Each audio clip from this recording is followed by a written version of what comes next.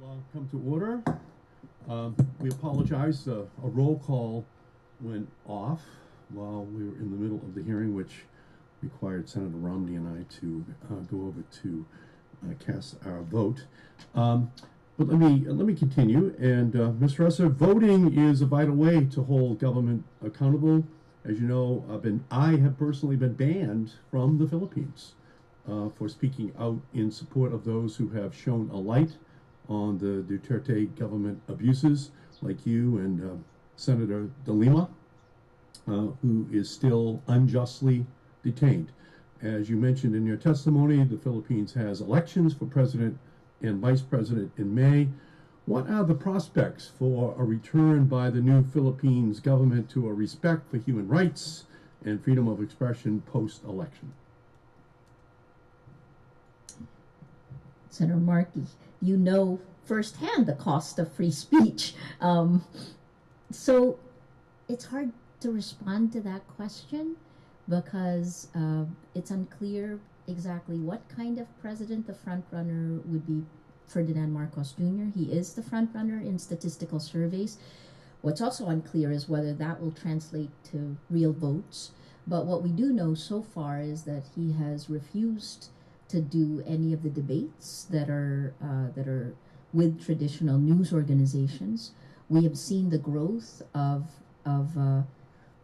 SMNI, which is a group that's connected with Pastor Kiboloy, the one that just got a franchise I referenced. And Leni Robredo, the woman who is, it's almost like we're back in 1986. We have a Marcos against a widow. Vice President Leni Robredo comes up is right behind, but very far behind in the statistical survey. So Filipinos, I believe, are hoping for a return to that, but we're at a point where the tens of millions who have lost their jobs, the COVID responses that haven't gotten vaccines to every Filipino, we're talking about a 60% plus vaccination rate in the Philippines. So there's still a lot of work to be done. Literally, we don't know what will happen next. But I think what I'm trying to say is that I still have significant hope that we will be able to go back to a robust democratic system if the right steps are taken now. Mr. Ressa, you have spoken about the Duterte government's use of lawfare to target you and other journalists in the Philippines. Around the region, are you seeing an increase in government's attempts to use the legal system to stifle free speech and the media? Yes, absolutely. You're seeing the number of people arrested. Myanmar, for example, we're watching very closely with great alarm, and I think part of the reason we use the phrase hold the line is that you don't want to step off the line, because the minute you do, states come in and take your freedoms away. Senator Markey, if I could just add something on the role of disinformation in all of this. This lays the groundwork for lawfare. Senator Romney earlier asked, do people know what's happening? They do to a degree, but the way they interpret what is happening is dependent on the disinformation or the lack of it. The echo chambers, it's not a robust democracy in the sense that you cannot have the public debate that's necessary for a democracy because we have been so polarized. So I go back to how can we do it? I think we're still at a point where we can restore that public sphere, but it requires your help. Thank you. Okay, thank you. Ms. Cook, in your 2021 report published by the National Endowment for Democracy, you found that Taiwan had reduced its vulnerability to PRC state-linked disinformation campaigns during Taiwan's January 2020 general elections. How was Taiwan able to successfully counter PRC disinformation efforts? Learning from Taiwan's example, what can the United States do to help counter disinformation from China throughout the remainder of Asia? It's really so encouraging and incredible to see what came together in Taiwan. And it was very much a multi-sector and multi-stakeholder effort. So you had the government on the one hand trying to put out certain information, but absolutely civil society and also the technology sector as well. So you've had increased monitoring and some really sophisticated use of detection and machine learning by civil society groups to identify these kind of telltale signs of particular narratives, differences in character, other ties back to China, content farms in Malaysia as well.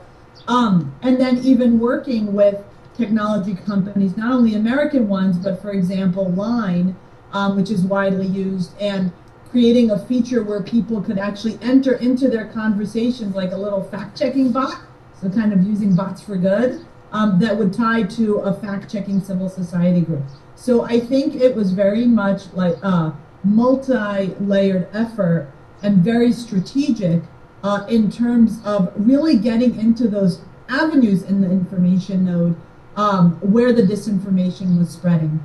It was also media literacy, and I think what was really important is that it's been media literacy not only targeted at children, because we see that in a lot of countries in terms of through the educational system, and that's obviously very important, but also to the older generation. So trying to find ways of reaching more older members of society who are maybe not as digitally literate and giving them a better awareness of disinformation and how these things work.